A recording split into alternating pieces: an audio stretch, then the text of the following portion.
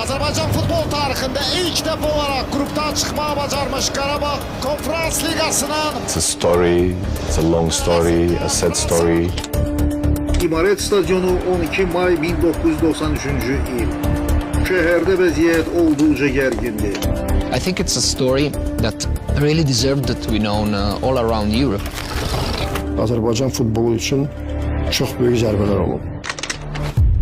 İmkansızlıklardan çıkmış, evi yok, stadyonu yok. Bir avtobus bileti aktaran bir kulüp başlayır. Ve indi dünyanın en nəhəng klublarıyla mübarizə aparırsınız. Bir hedefimiz olup ki Qarabağ adına yaraşan, Qarabağ adını layıkınca temsil edebileceğimiz bir komanda yaratalım.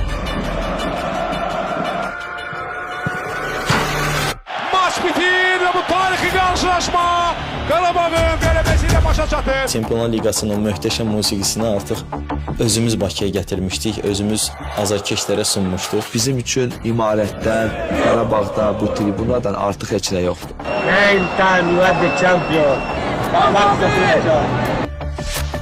Karabağ Futbol Klubu bir kulüpten çok üstte bir şeydir.